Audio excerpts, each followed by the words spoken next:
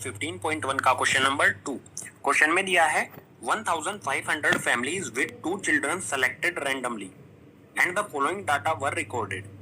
1500 families जिनके पास 2 बच्चे हैं उन्हें रैंडमली सेलेक्ट किया गया और उनका एक डाटा रिकॉर्ड किया गया जो हमें यहाँ पर टेबल में दिया गया है। इसमें फर्स्ट रो में क्या है, number of girls in a family. जो भी फैमिली है 1500 फैमिलीज, उसमें जो 2 बच्चे हैं उनमें से लड़कियों की संख्या, दोनों लड़कियां हैं या फिर उनमें से कोई एक लड़की है या फिर कोई भी लड़की नहीं है या फिर कहें 0 गर्ल्स हैं, ठीक है। और यहाँ पर नेक्स्ट रो में दिया है नंबर ऑफ फैमिलीज। 475 फैमिलीज ऐसी हैं जिसमें 2 गर्ल्स हैं, 814 ऐसी फैमिलीज है जिसमें एक गर्ल है, 211 ऐसी फैमिलीज है जिसमें कोई भी गर्ल या फिर कहें 0 गर्ल है, ठीक है। सो ये हमें एक सिंपल सा डाटा दिया गया है। इस डाटा का हमें करना क्या है, compute the probability of a family chosen at random having. हमें प्रोबेबिलिटी फाइंड करनी है किसी फैमिली की जिसे रैंडमली चूज किया जाए। फर्स्ट जिसमें 2 गर्ल्स हो, सेकंड जिसमें 1 गर्ल हो, थर्ड जिसमें नो गर्ल या फिर कहें 0 गर्ल हो, ठीक है। ये 3 प्रोबेबिलिटीज हमें फाइंड करनी है। और आगे दिया है क्वेश्चन में, also check the sum of these probabilities is 1। और जो हम ये तीनों प्रोबेबिलिटी फाइंड करेंगे, क्या इन तीनों का सम करने के बाद आंसर हमारा 1 आता है, ये भी हमें चेक करना है। सो हम यहाँ पर सबसे पहले क्या करेंगे, ये फर्स्ट, सेकंड और थर्ड जो भी हमें ये कंडीशन दी गई है इसके लिए प्रोबेबिलिटी फाइंड करेंगे और उसके बाद इन तीनों की प्रोबेबिलिटी आएगी उसको ऐड करेंगे, सम यानी कि ऐड करेंगे और हमारा आंसर क्या 1 आएगा, ये हमें चेक करना है। वैसे तो डेफिनेटली हमारा आंसर 1 आएगा ही आएगा। सो यहाँ से हमारा सॉल्यूशन शुरू हो रहा है। सॉल्यूशन में सबसे पहले हम करेंगे फर्स्ट को। फर्स्ट में हमें क्या करना है, प्रोबेबिलिटी फाइंड करनी है ऐसी फैमिलीज की जिसमें 2 गर्ल्स हैं। सो यहाँ पर हम लिखेंगे P, ब्रैकेट में लिखेंगे number of families with 2 girls, या फिर शॉर्ट में कर देते हैं थोड़ा, यहाँ पर लिख लेते हैं 2 गर्ल्स, ठीक है। ये बिल्कुल सिंपल सा हो गया। और इक्वल्स टू में हमारा फॉर्मूला क्या बनेगा, यहाँ पर number of families with 2 girl, यहाँ पर लिखते हैं और अपॉन में आ जाएगा यहाँ पर total number of families. Number of families ये यहाँ पर हमारा फ्रैक्शन बन जाएगा, इसमें वैल्यू पुट करेंगे। Number of families with 2 girls, ऐसी कितनी फैमिलीज हैं जिसमें 2 गर्ल हैं। सो यहाँ पर आप टेबल से देख सकते हैं 2 गर्ल कितनी फैमिलीज में हैं, 475। सो इसकी जगह पर आ जाएगा यहाँ पर 475 और अपॉन में total number of families. Total number of families हमें कितनी दी गई हैं, 1500। सो यहाँ पर आ गया 1500 अपॉन में। अब इसको हम किसी कॉमन टेबल से कैंसिल कर सकते हैं। 5 से डेफिनेटली ये कैंसिल हो रहा है तो कैंसिल करते हैं इसे 5 से। 5 9 45, यहाँ पर बचेगा 2 और यहाँ पर है 5, सो ये हो जाएगा 25। उसके बाद 5 5 25, 5 से ऊपर वाला 475 को कैंसिल करने पर आ गया 95 और नीचे कैंसिल करेंगे 5 से तो आ जाएगा 5 3 15 और 2 जीरोस जो बची वो आ जाएंगी एज इट इज 3 के पीछे। अब फिर से यहाँ पर देखो 5 से कैंसिल हो रहा है तो 5 से पहले ऊपर कैंसिल करते हैं। 5 1 5 बचेगा यहाँ पर कितना 4 और 5 हो जाएगा 45 और 5 9 45, ठीक है। ऊपर आ गया 19, नीचे भी हम 5 से कैंसिल करेंगे। 5 6 30, 0 एज इट इज पीछे आ जाएगा। अब ये जो हमारा फ्रैक्शन आया ये आ गया 19 अपॉन में 60, ये हो जाएगा हमारा फर्स्ट का आंसर, या फिर कहें 2 गर्ल्स की प्रोबेबिलिटी जो आई हमारी आ गई 19 अपॉन में 60।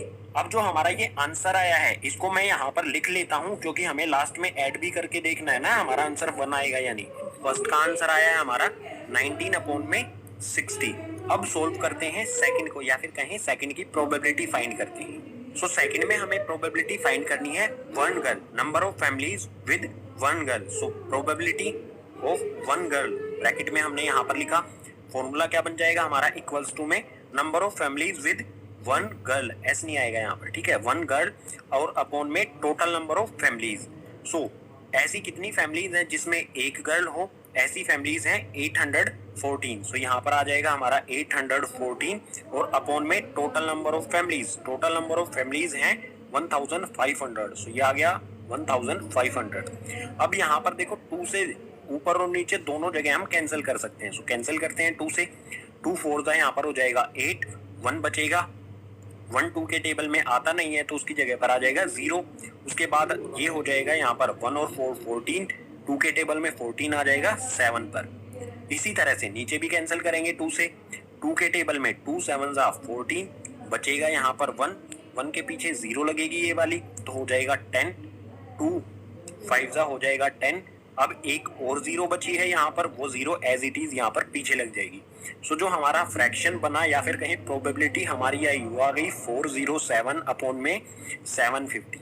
ये हो गया हमारा सेकंड का आंसर। इसे भी यहाँ पर नोट कर लेते हैं। सेकंड का आंसर आ गया हमारा 407 अपॉन में 750। ठीक है, अब फाइंड करते हैं थर्ड के लिए।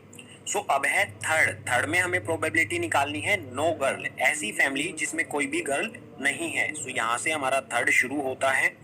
सो यहाँ पर हम लिखेंगे P नो गर्ल, ठीक है, कोई भी लड़की नहीं हो अगर, तो यहाँ पर फॉर्मूला जो बनेगा हमारा वो होगा नंबर ऑफ फैमिलीज विदाउट, ठीक है, विदाउट गर्ल, और अपॉन में आ जाएगा टोटल नंबर ऑफ फैमिलीज। सो ऐसी कितनी फैमिलीज हैं जिसमें कोई भी गर्ल नहीं है या फिर कहीं 0 नंबर ऑफ गर्ल्स। सो ये है 211। सो ये आ गया 211 अपॉन में टोटल नंबर ऑफ फैमिलीज कहें तो 1500। ये किसी भी कॉमन टेबल से कैंसिल नहीं होते हैं, यानी कि जो हमारा थर्ड का आंसर है वो हो जाएगा यही। ठीक है, यहाँ पर मैं लिख लेता हूँ थर्ड के आंसर को। ये हो गया 211 अपॉन में 1500। अब हमें चेक करना है फर्स्ट, सेकंड और थर्ड जो हमारी प्रोबेबिलिटी आई है इन सभी का सम 1 होता है या नहीं। सो सम करते हैं तभी पता चलेगा हमें 1 आएगा या नहीं। सो सम इक्वल्स टू में फर्स्ट प्रोबेबिलिटी है हमारी 19/60। सो ये लिखा हमने 19/60, प्लस में सम का मतलब होता है ऐड करना। सो ऐड किया हमने सेकंड प्रोबेबिलिटी को 407 अपॉन में 750। सो ये आ गया 407 अपॉन में 750, और प्लस में थर्ड प्रोबेबिलिटी है हमारी 211 अपॉन में 1500। सो ये आ गया 211 अपॉन में 1500। फ्रैक्शंस को ऐड किस तरह से किया जाता है, नीचे वाली जो टर्म्स होती हैं उनका एलसीएम लिया जाता है। इस तरह से आप एलसीएम लेंगे 60, 750 और 1500 का एलसीएम लेंगे तो एलसीएम आपका आएगा 1500। ठीक है, सो इनका एलसीएम मैंने लिया 1500 एलसीएम आ गया।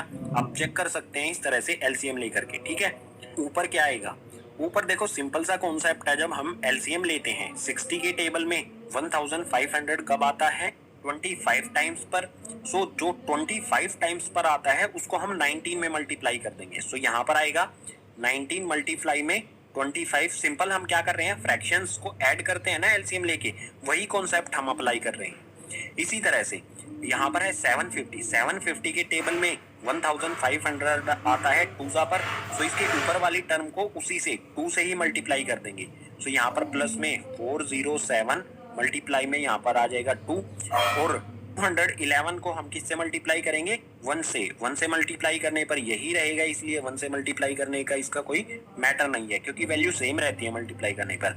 अब इसे कैलकुलेट करेंगे, 19 को 25 से मल्टीप्लाई करेंगे तो ये हो जाएगा 475।